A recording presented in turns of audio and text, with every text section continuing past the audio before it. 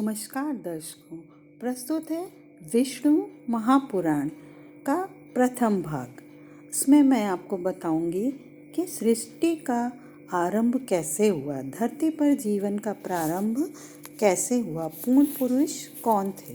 तो चलिए वीडियो की शुरुआत करते हैं।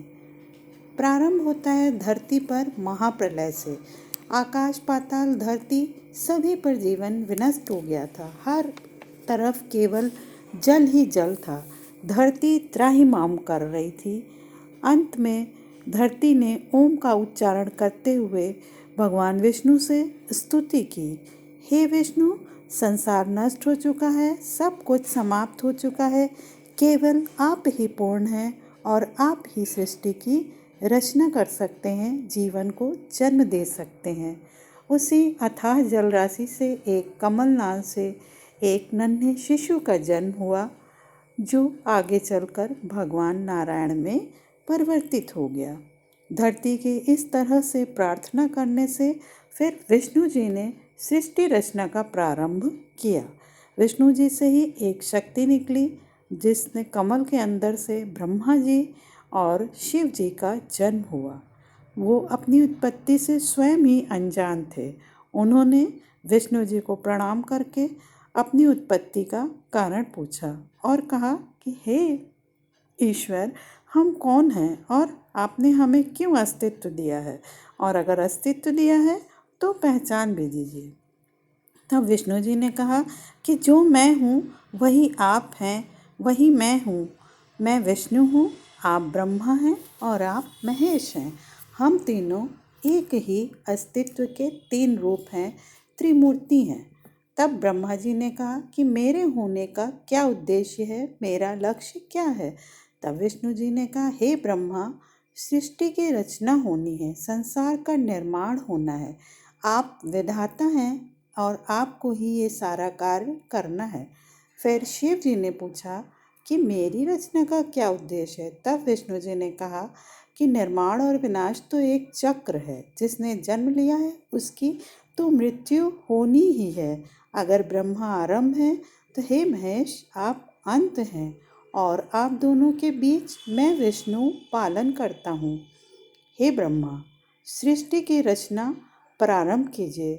और तब विष्णु जी के विराट रूप से एक नारी का जन्म हुआ, जिसे उन्होंने महालक्ष्मी का नाम दिया। महालक्ष्मी ने उनसे पूछा कि हे प्रभु, हमारी रचना का क्या कारण है। तब उन्होंने कहा कि पुरुष स्त्री बिना, शक्ति बिना अधूरा है, आप मेरी शक्ति हैं। उसके बाद ब्रह्मा जी ने सृष्टि रचना प्रारंभ की और उन्होंने सबसे पहले 4